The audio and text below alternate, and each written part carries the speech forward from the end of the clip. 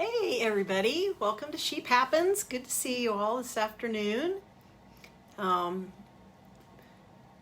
a lot on my mind today, and one of the biggest things on my mind is just settling down after a big band of storms roared through here this afternoon.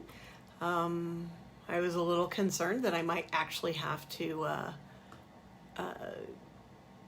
talk to you guys all from the dirt basement of this building that I work in, which would have been a very interesting thing. I don't even know if we have light enough down there to do it. Hey, Chris Storming, good to be heard. I'm glad that you're joining us. As most everybody is aware, because even if we're abroad right now, we're almost always aware of typhoons, hurricanes, super large storms that are hitting anywhere around the world. And little bits of that storm that roared through here a couple days ago through Louisiana are passing overhead here and passing by with tornadoes. So always exciting to have your energy and adrenaline racing through, and I expect everything to be calm for the next hour that we're talking together, which is a very nice thing. So today, what I'm excited to discuss with everybody is for us sheep, what does it mean for us to be in ministry? What does it mean for us to bear fruit? What does it mean for us to love others and let God judge others? Now, those things are all tied together. And the reason they're on my mind is because throughout various podcasts over the last week and questions on the Facebook page, it seems that a lot of us have on our minds ways we want to be obedient to God, obedient to Jesus, and ways to be the best that we can be.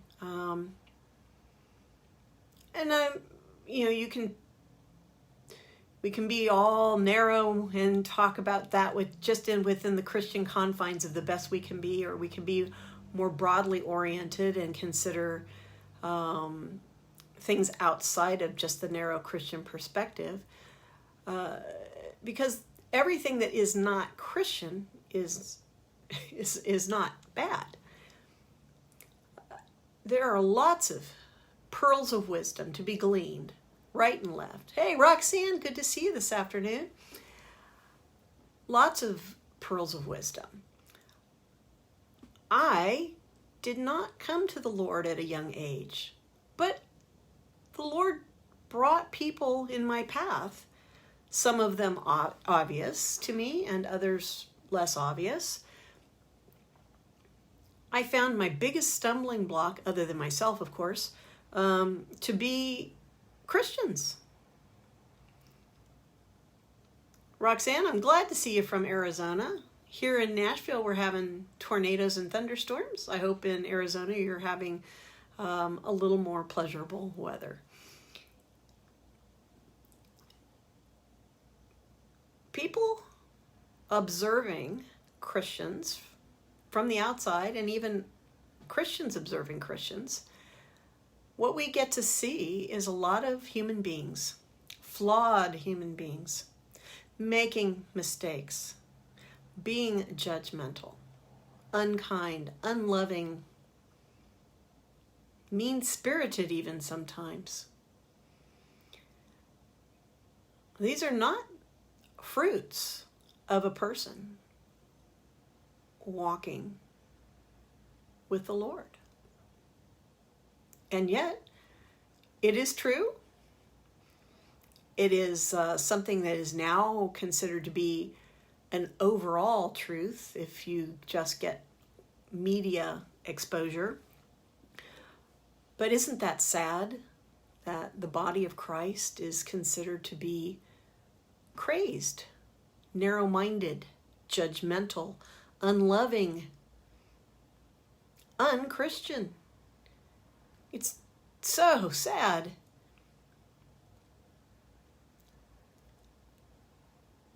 We should all have some pause about that.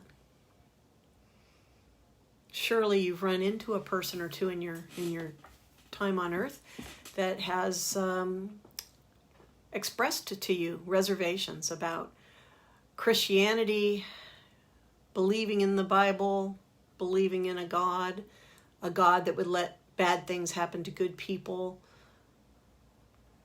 a God that would allow very specific things to happen, such as genocide.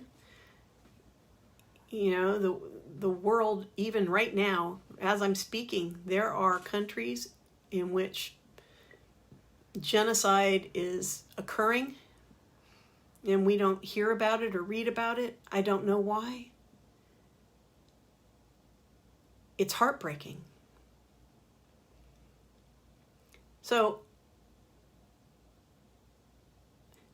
when we get up in the morning, if we spend any time on thought about our place in this world and our place as a sheep, our place as a son or a daughter of God, and we wonder what we're supposed to do, what is ministry. And I want to talk about that just a little bit, because ministry is you.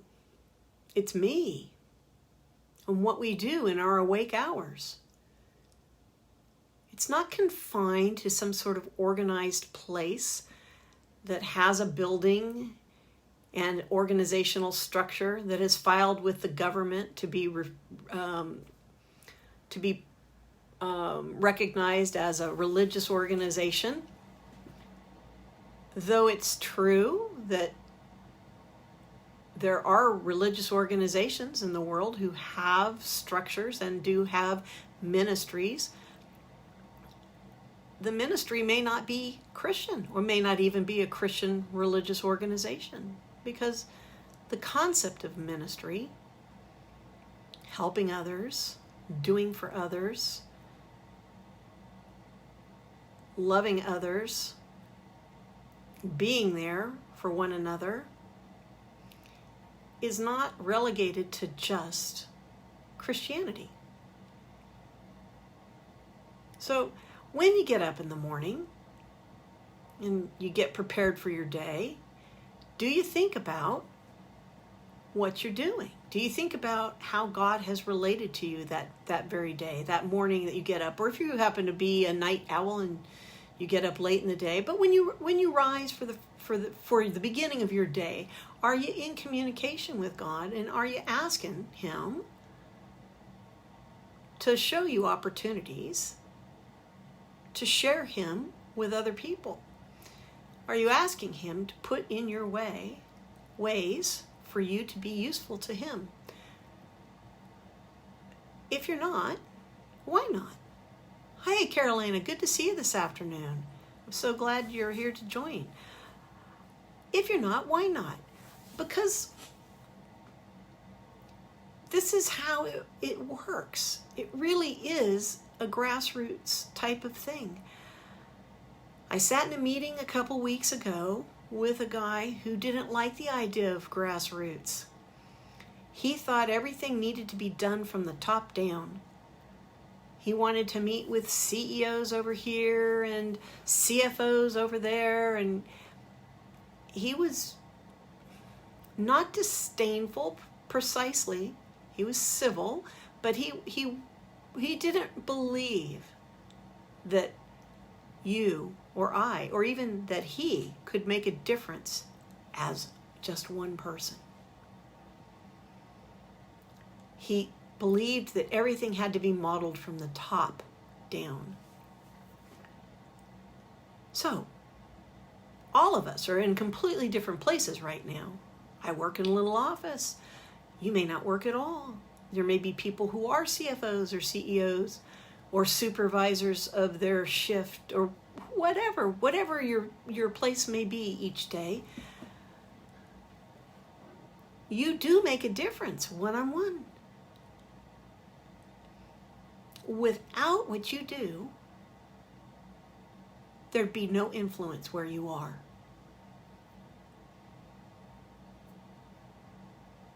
There are so many people who are a part of the sanctuary community on Facebook, on YouTube, various places, in person. Everybody has their way of being in touch with the community. The one thing that's absolutely clear and has been shown over and over again is that each one of us does matter. Each one of us does have influence. And if you pull any one of us out of the mix, it leaves a gaping hole. Yes, God can fill the gaping hole, but that's not the point. The point is we're here to fill our hole, the hole that was created for us to be plugged into. Good afternoon, Charlie. I'm glad to see you this afternoon. Welcome. Now, in the Profiting from the Word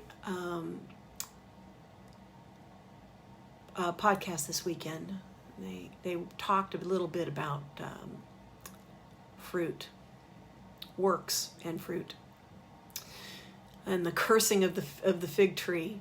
They didn't go into it a lot.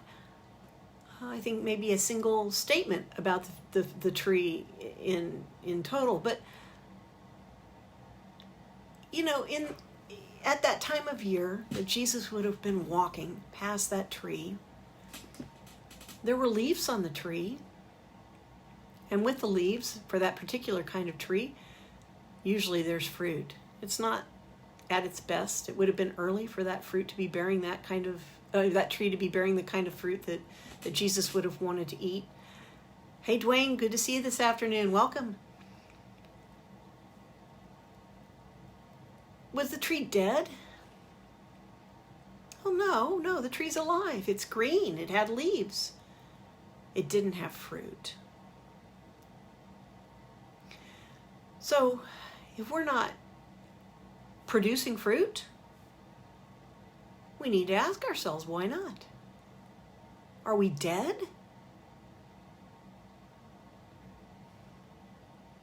We're not cursed. We're alive. We're breathing. We're moving around. So, where's our fruit? It's important to think about the consequences of being in this time and age where people are so quick to judge each other. And that's true inside of our body of Christ as well as outside of it. I have to say, I haven't been a member of very many churches, but I have yet to be a member of any organization or congregation of people where there weren't plenty of people willing to issue judgment about others, never once looking in the mirror at themselves. When we're quick to have an opinion about other people and their motives, their intentions, what does that say about us?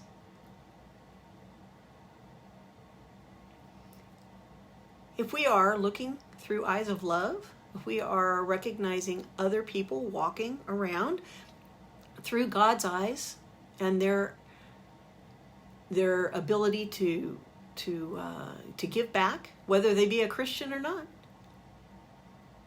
it's pretty hard for us to sit in judgment when we're busy trying to put ourselves in their shoes, walk a mile in their shoes. So, ideally, we want to bear fruit. What does a tree need to bear fruit? Well, it needs air, water, nutrition. How does it get nutrition? Well, through the air, through water, through the soil. can get nutrition in so many ways. And you know what? If you do the deep dive under the soil, there's roots. And those roots are connected often to other roots of other trees, other bushes, living things. They live tangentially next to each other. The roots go over and under, and they're intertwined. We don't have to go very far to see how a tree would be able to receive nutrition, to be able to be pollinated. We understand those basics. So those basics apply to us as well, right? If we don't move from place to place, even if we're just standing in one place, our connections with our air and our environment, our connections through face-to-face with other people or with devices these days, our time in prayer for nutrition from God Himself directly, these things will allow our fruit to come forth. And with that, our ability to do ministry effectively. And by ministry, I am talking about walking our walk obediently to our God, moment to moment, hour to hour, day to day, month to month, year to year, constantly bearing fruit. Now, trees do go through cycles, don't they? As do we human beings. When we're new Christians, we're excited, we're on fire, we're ready to roll.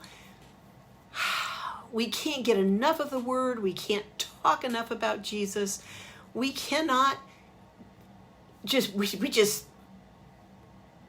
we ooze the nature of Him working in us. Carolina, you say it's easier to see the thorn in someone else's eyes than in our own. No, absolutely. We can't do enough when we're new to the faith. Everybody's introduction to Christianity, everybody's moment of salvation is completely different. Some, it's a miraculous change, like a light switch is turned on the light in the room and everything changes overnight. For others, it's a different kind of process. It's a gentleness into a loving Father's arms, and our mindset and our behaviors change over time. But regardless of the beginning, there's a long road ahead. And that path that we're walking, it's easy to get distracted by the beautiful view over there off to the left, or perhaps the cool waterfall over there to the right, or the wonderful job that is time-sucking and soul-sucking over here to the left. Or perhaps over to the right, this crowd of individuals that have lots of wonderful things to offer us in temptation with, things that we don't need to be spending time on. It could be anything, right? It could be an excessive amount of reading or alcohol or drugs or time on your device or whatever the lure is, of course. So we humans, we are such emotional creatures, and the tree doesn't have that. The tree's a little more stable, but we are emotional. Even those of us who are very pragmatic, and I do tend to fall in that category a little more than the emotional, but even so, I'm very aware of what I'm feeling, and when I'm feeling it. I try to keep my emotions in check when that is necessary, because it's not always appropriate to just spread my stuff on other people. But if we're walking down this path, we're walking down the path, we're all excited, we're running, then we lose a little bit of our energy. Perhaps we've run out of breath. Perhaps we've run out of community. We've run out of time in the Word. We've run out of time with the Lord. We're not getting everything in synchronicity. And then we start noticing different things on the side of the road because we're not paying attention to going down the road and keeping ourselves nourished. We have those emotions that go with it. And this is where how to do ministry and bear fruit. How are they symbiotic? How does that matter? It matters because when you're walking down the road and you're doing what you should be doing, it's not so easy to be distracted. But if you don't have a plan, or if at least a foundation, all right, you can be in the moment of being patient, waiting on the Lord to give you answers about things. But nonetheless, there's always still a goal. We should always get up every day looking for opportunities to serve Him, being aware that He's talking to us. And if we're lacking that, then we should be searching for that. We need to be searching for that. We need to be in community with each other. We need to be in the Word with each other. We need to be in the Word on our own, in prayer with the Lord, prayer with our friends, prayer in every way you can do it constantly, so that you're on track. Why is that important? Because if you're not on track, those little temptations, no matter who you are, no matter how much you don't want to be tempted, you will be. We're just humans. I am so heartbroken over the amount of negativity spewed about Christians and the Christian faith. I'm not heartbroken because people think bad things about us. I'm heartbroken because some of the things that they think about us are absolutely true.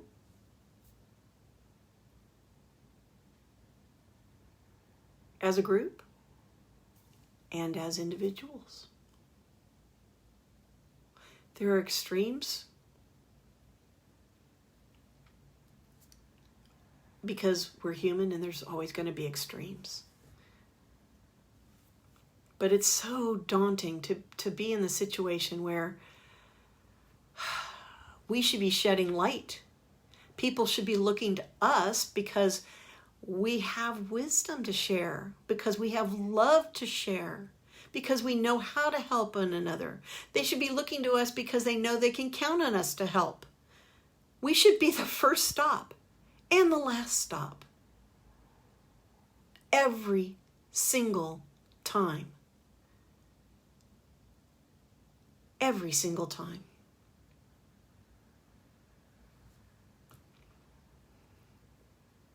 So, are we judged when we don't have fruit? Oh yeah, we are. We're judged from above by the very God who has saved us. We're judged from the outside by the very people we're supposed to help in their path to salvation.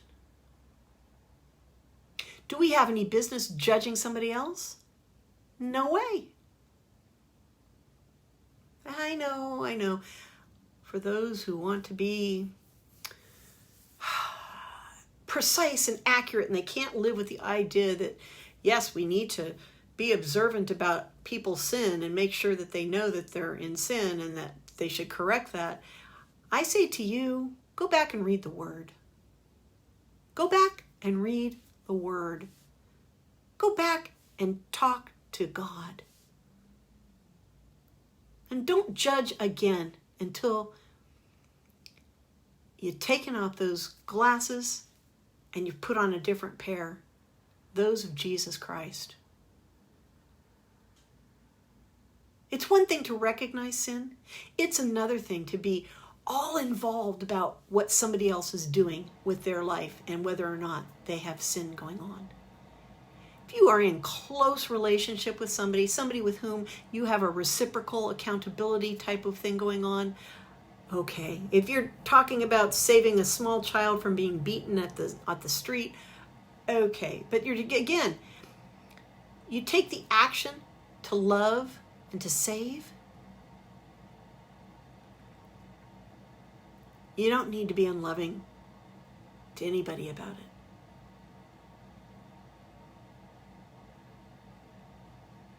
And if that idea just makes you angry,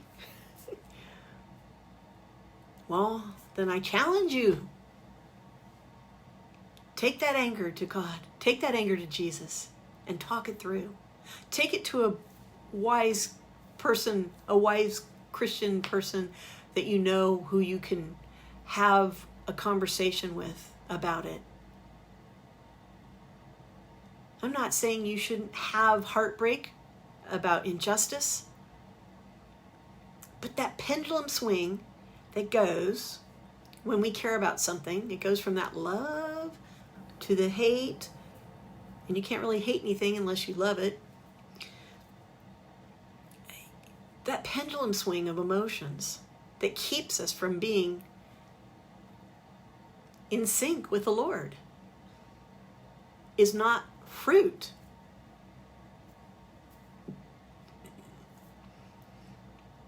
We've had a lot of conversations this week on Family Live Chat with Mike Trichell, Pastor Bob, Jamie earlier this week.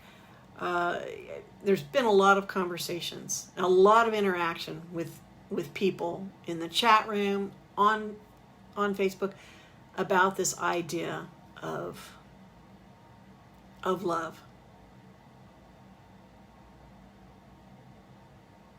And what does it mean? And what does it mean for us to show it to others? So again, a tree with leaves is not dead.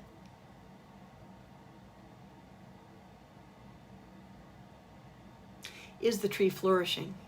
If it's a fruit tree, is it bearing fruit? That is the example given to us in the Word. So, are you bearing fruit? And if you are, how do you keep that going? How do you keep that going so that your season doesn't run out? Because a Christian bearing fruit is 24/7, 365 days a year. From the moment you're awake till the moment you're asleep, a Christian is bearing fruit if we're doing the right thing, right? We have no fallow season. So if we are exhibiting a season of non-productiveness, fruit ain't hanging off our boughs, our branches aren't heavy with it, people can't come to us and feed, and we can't go to others and be of assistance, then what are we going to do about it? What are we going to do about that?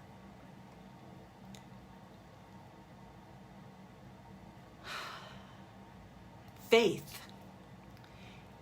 It's an essential for doing the work of the Lord. The various parables, the various stories shared with us in the Word are there for a reason. They're there for us to relate to, for us to glean information, for us to learn about people. We have so many different kinds of television shows available to us now, and of course books years before that, and movies. And for me, what I always loved to read as a kid were biographies about people. Yeah, as an adult, I have branched out. I like fiction. I like all kinds of stuff, but my favorites still tend to be historical stuff. Even if it's his fiction, I tend to like the stuff that's written by people who spend tons of time researching and preparing the accuracy of whatever I'm reading to be on par with what was going on at the time that it happened, so that I can have an understanding of other people's minds. Why is that important? Well, let me ask you, do you love to be heard? When you're sharing a story with somebody, when somebody says, how's it going? You know, do you want to tell them how it's going? Do you want to be heard? Do you want to have that person find what you're sharing with them to be interesting? Well, you don't have to be particularly interesting. You are interesting. Your share doesn't have to be particularly verbose. It just has to be transparent and vulnerable. And if you're sharing with somebody walking with the Lord, who's bearing fruit, they're going to hear you, and you will be heard. You will feel heard. You will feel loved.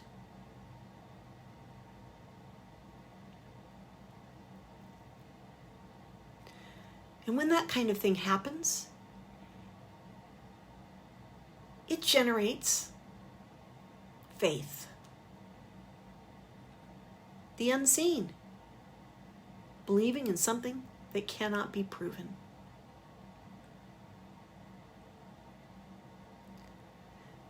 The very same way that things can be eroded over time, a little bit here and there, that is how things build up a little bit at a time, here and there.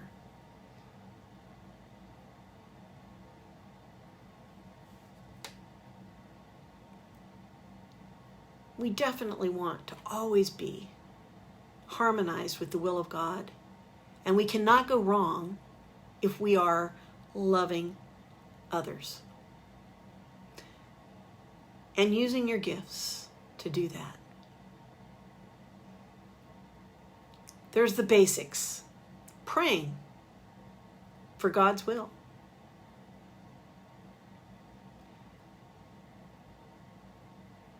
The idea that we could pray specifics, that makes some people nervous who want to be precise and accurate. How can I pray God's will and also pray for what my heart or the heart of my loved ones are when we don't know what God's will is? Well, you don't need to know God's will. You just have to believe that His will be done. And that whatever that is will not only be sufficient, but appropriate and caring. And it may or may not feel good, whatever that is, but that's not the point. The point is having the faith that His will is there, His will be done, and we're going to be okay with it and embrace it.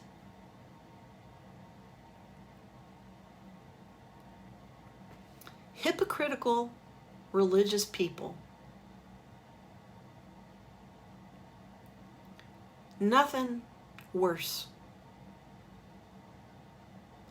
I don't care whether you're a Christian or some other faith. Hypocritical religious people fly in the very face of what God would have us do. The judgment, the lack of love, the superior attitude, the open sarcasm,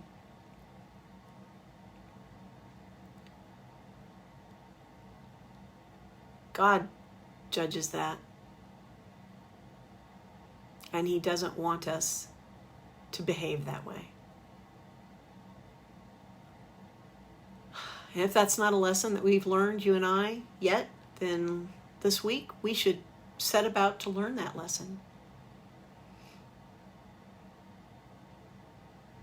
So, how does being able to get into the minds of other people be helpful? How is that? I talked about reading biographies. For me, very interesting to learn about other people's circumstances, how they were raised, what kinds of conditions they were raised in. That's why I like reading the stories in the Bible. From that perspective, it's just interesting to me. for whatever reason, God has seen that my curiosity is piqued by what happens with other people and why. Why they would culturally make certain decisions, why the culture would influence them in a particular way, and how does that better help me understand why they would make certain decisions.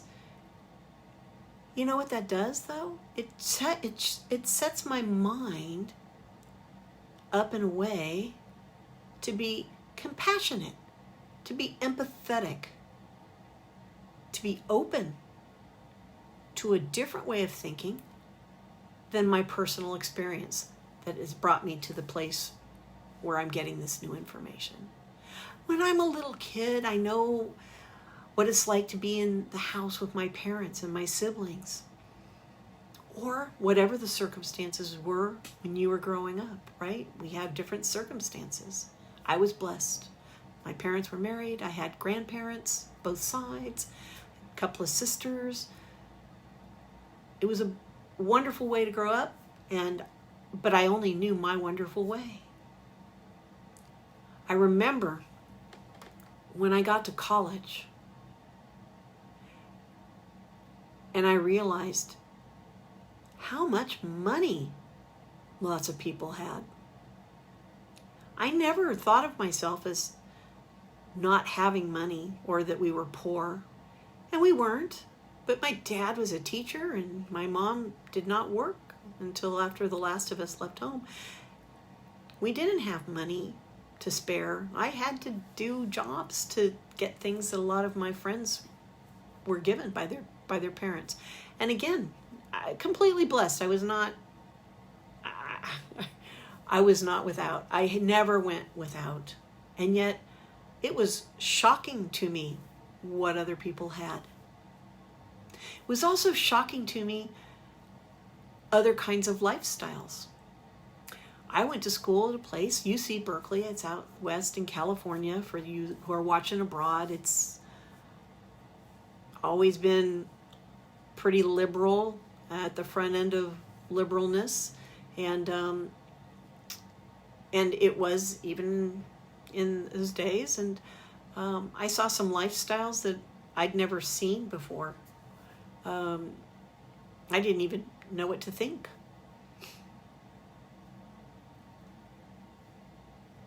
I didn't decide they were bad. I was curious, not to experiment, just it's different. It's different than what I knew.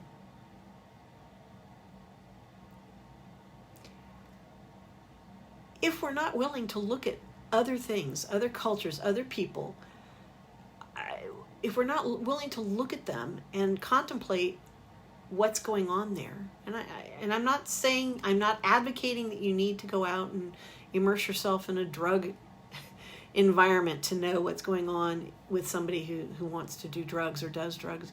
I'm just simply saying there are so many different ways to think, and without spending some time contemplating that, you do yourself a disservice, and you're not able to be compassionate. You're not able to offer love if you're not actually curious about these things.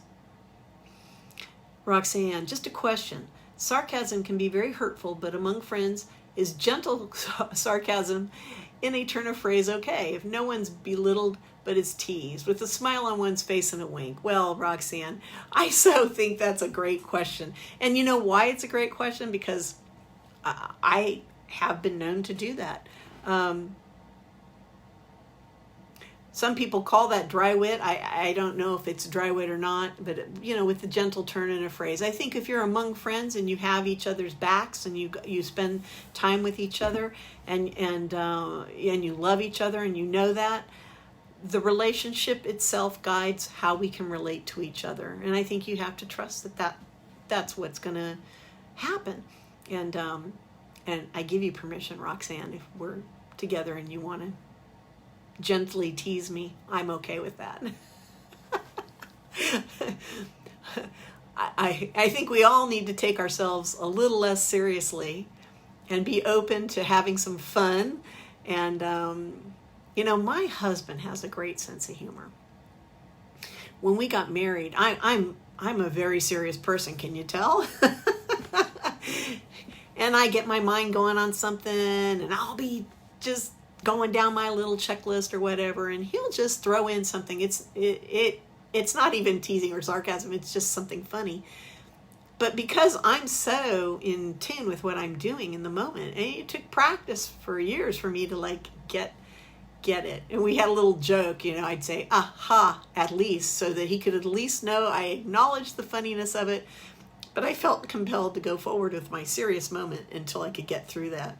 But he's great at bringing levity into a situation and lightening the air in a serious thing. And that's good. I mean, sometimes obviously we have to be able to have serious discussions even though they're uncomfortable, but that levity is there. And of course, Roxanne, that's a great service for each of us to be able to do that with each other and our dearest and closest friends. We need to be able to tease and, in love, of course. We don't want to cause somebody harm or hurt.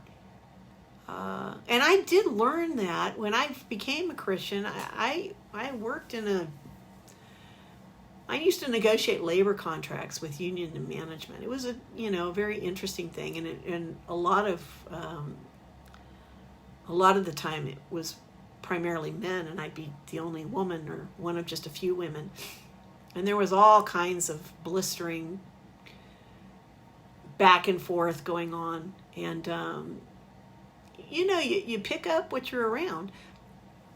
After I'd been a Christian for a little while, I did notice that things might be sitting on my lips to come out, and I'd rethink and not actually say it. I'd think it in my head, and it would be amusing to me inside my head, but I recognized that maybe it wouldn't be as funny to somebody else, right?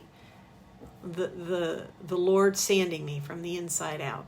And I'm sure I didn't catch all of them quick enough. But I totally think that, there's my husband. He's saying Hodleys. Thank you, Jason. So, all right. I wanted, in Carolina, we tease each other a lot at home and at work, and we have a lot of fun, and we know when to be serious. There you go. So that's the relationship of it all, right? And that's when our trees, our roots, they're touching other roots. This gives us the nourishment that we need to be at our fullest, to not be so serious that we can't be able to enjoy each other's time and fun. And, people are drawn to people who are loving and fun. Yes, even in the midst of terrible news, having cancer, or the loss of a child or a parent, or something maybe less catastrophic but feels as catastrophic, the loss of a job, loss of income, loss of a movement with a pandemic going on. If we don't have these little bits of ourselves able to be nourished, and if we don't have fruit, we can't service each other.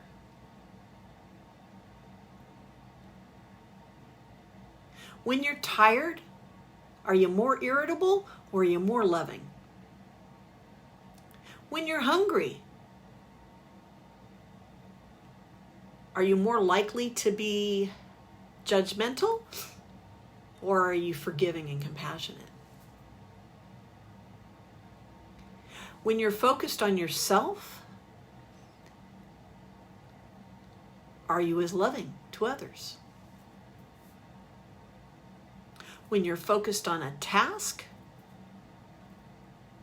are you able to give to people who have relational needs? Yes. You might be boarding up something because a big hurricane is coming and you need to finish that, and perhaps a relational thing needs to be waited for. But in general, there was a great question on the Facebook page earlier this week about how do we help others understand the plight of those who are without homes. And there were a couple of answers. There is a mobile shower service. There's actually 2 of them that I have seen in Nashville, and they're different mobile services. But in each case, they travel to places where people who don't have homes are. They are able to set up and plug into water, and people are able to get a shower and get clean and feel cared for. It's a great service, right? But you know what's more important? The fact that those individuals get to talk to somebody. Somebody cares. It's great that they brought the service or that they brought food, but that's just the handshake. That paper bag that has a meal inside of it, it's the handshake. What happens after the meal has exchanged hands? There's the ministry. And it may not be bringing food to those who don't have food. It might be bringing just a person to someone who doesn't have a person. Or a smile to someone who hasn't seen somebody smile at them in a bit. A ray of hope, a ray of light, a ray of sunshine for somebody who's not been able to experience that in a long while.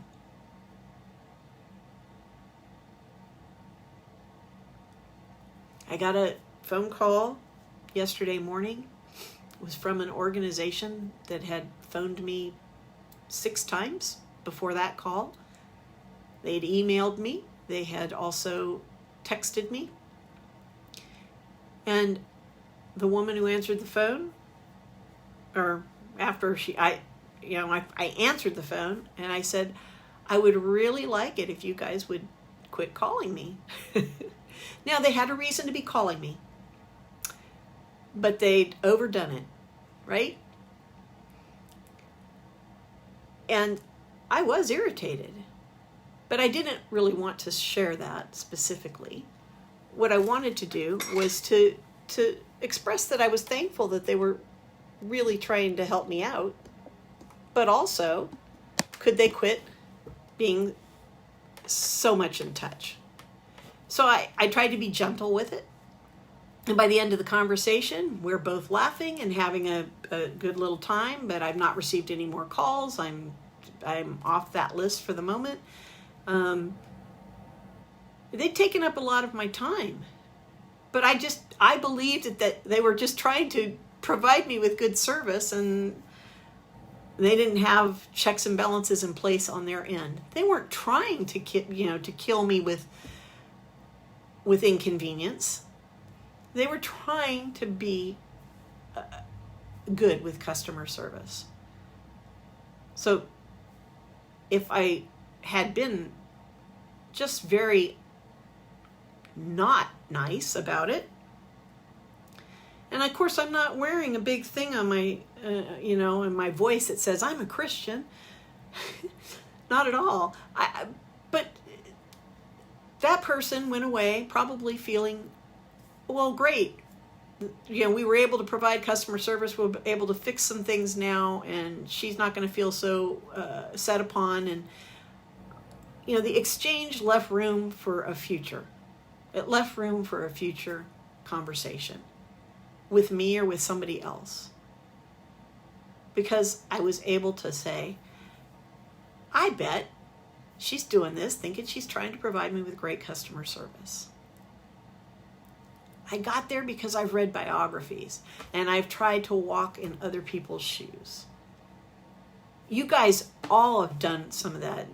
Many of you have shared great stories about the times and the ways that you have been able to, turn a situation around because of your loving character, your loving nature.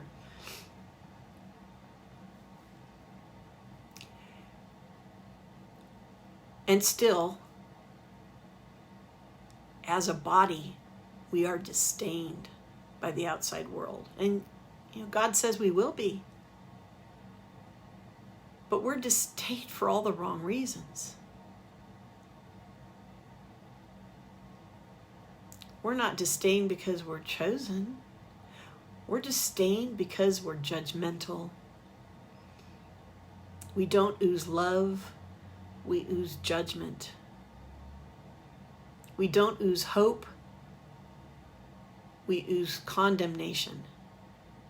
Yeah, you and me, because we belong to this group. Now, any of us want to be judged and in a box. So how do we change that? How do we change that one at a time? I don't know any other way to do it. But I do believe that if one at a time, and we each reach one, and then we each reach another one, and we each reach one, eventually that grass movement becomes big and bigger and bigger, and we can make a difference. This week, see if you can make a difference. Reach out to other people. Reach out and with your best effort, challenge your brothers and sisters in Christ to do something to change it. And I'm not talking about driving through Starbucks and paying for the person behind you. There is nothing wrong with that. But there's no way that the person behind you is going to know that you felt you were doing that because of your Christian faith. Your Christian faith is walked out in a way, you don't have to wear a big sign or anything else, but every day you're reliable. People know this in whatever way you do it, whether it's in the grocery store with the cashiers, whether it's in the grocery store with the people stocking it, whether you're filling up your car at the same gas station, whether it's at a park where you run into the same people over and over again, wherever you run into other people on a regular basis, do those people see you as a ray of light and hope and love and compassion and empathy?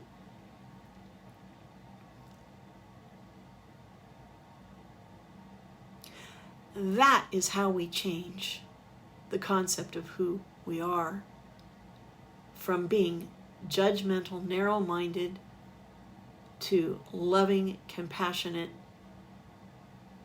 people who know God and reflect Him and reflect His love.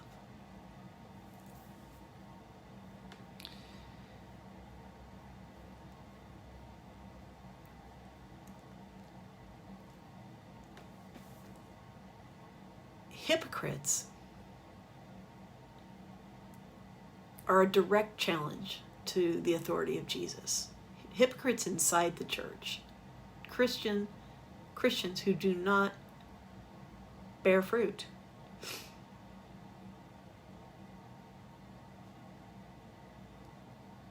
It's walking outside the will of the Lord. Operating without recognizing His authority.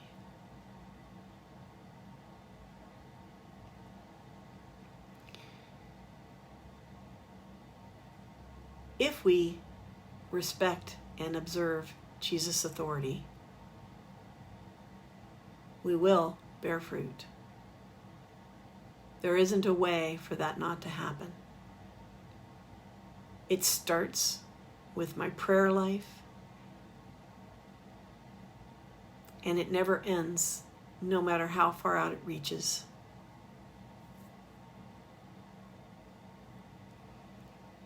Our ability to be obedient, our willingness to be obedient, is dependent upon our relationship with Him. If we become distracted, emotions swinging us from one side of the path to look over at this lovely waterfall, and then we run over to the other side of the path and look at the chasm and the sheep walking down below, and over there we look up and see a starry sky. God doesn't ask us not to notice his wonderful creations. He asks us to continue moving forward towards him, though. As we observe those creations and give thanks for those creations, we're not to sit there and stare at them endlessly. We're not to sit there and forget to be in relationship with him. A relationship will cool if it's not tended to. That's why long-distance love relationships are very, very difficult. It's very difficult to continue to feel heard or understood, or to have interest in something that's so far away because you're not able to pay attention to it. You can live with somebody and have them be far away because you're not able to pay attention to it. You're distracted. See what I'm saying? God, he's right here. He's inside of us. We live with him. Do you act as if you live with him? Does he know what you're doing throughout the day because you're telling him? Yes, I know he knows, but are you telling him what you're doing? Do you discuss your plans of the day with him? Do you plan your day with him? Do you discuss what happened at the end of the day with him? He wants to know it all. Every little bit. Every single thing that's on your mind about it. And you'll be heard. And you'll be loved. And if there's something to be shared, he'll share it. And you will know. Pretty amazing to have somebody at the beck and call, right? That's what we have. That's what the outside world and a whole lot of people who call themselves Christians on the inside of the world who don't get it because they're not living it that way.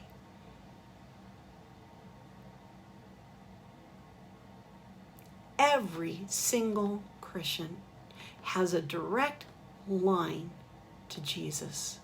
There's no need to pray through your friends or a saint or any other thing. You talk to him directly. It doesn't need to be flowery. It doesn't need to sound like the King James Bible. It doesn't need to be a structured conversation. If you need to gutturally utter and groan, he will understand. And every single Christian has that ability to talk with him directly. And if you're talking and receiving with Jesus Christ, how can the people around you not know that? They can't help but know that. We talk about him when that's the case. Do you find yourself, if you're talking with somebody and they keep mentioning Jesus and talking about Jesus, do you find yourself thinking, wow, that's really awesome? Or do you find yourself sitting in judgment? Well, they're just saying all that so that they sound. Do they look like they're having conversations with Jesus? Are they producing fruit?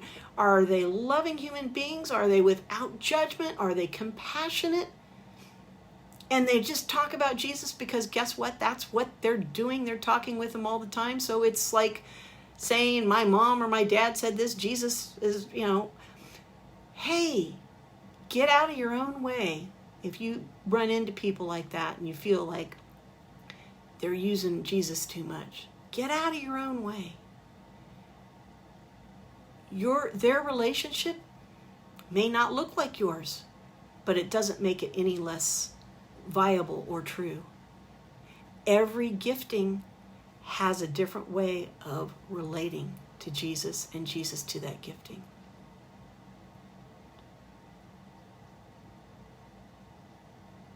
For those who never mention Jesus, again, get out of your way.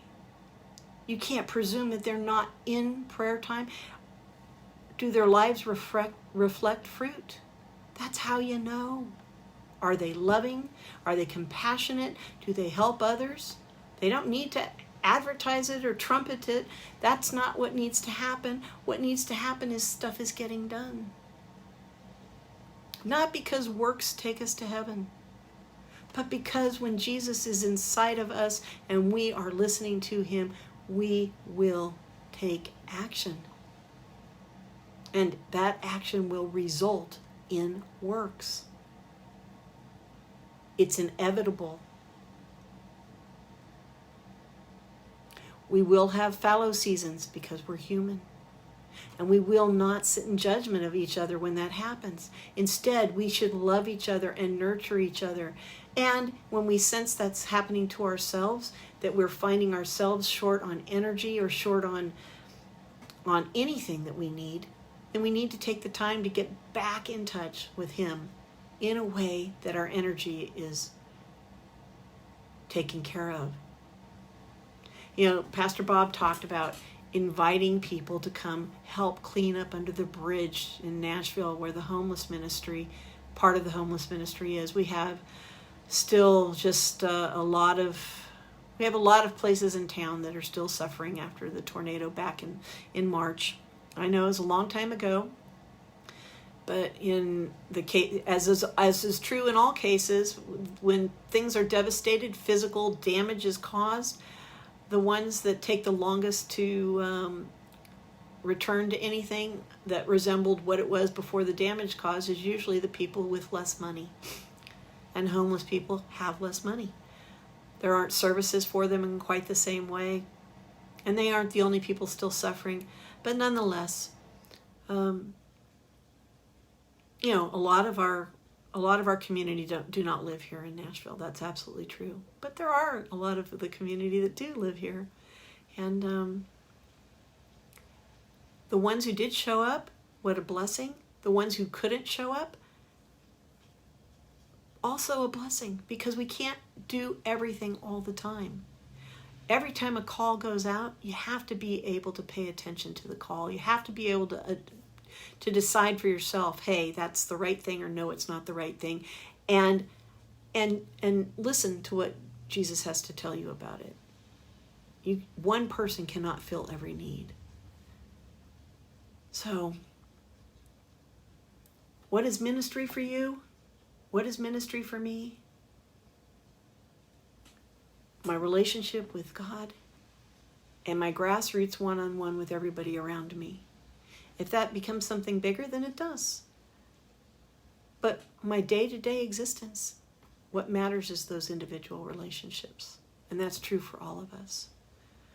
So, Lord, I just pray that this week you give each of us so many opportunities, obvious opportunities, to relationally model you to those around us in a genuine, loving way, and in a way that is obvious to others if they see it, that something is different about us. And I ask that you tap on the shoulders of all our brothers and sisters around the world. I pray for the world to see that those who follow you, Lord, that we are different. We're different because of you, not because of us. We're different because you operate in our lives and we obey you. And our lives are enriched because you have chosen to enrich our lives. And that those that we touch inside our faith and outside our faith can be blessed by that, that we will be loving, that we will withhold judgment, for it's not ours to do, and that we will shine such a light and be so bright that others will be curious about us, and more importantly, about you, that we're just a vessel. Thank you so much for your many blessings. Everybody, go forth and have a great week. And next week, I'll be talking to you from California and a special venue. So see you later. Bye.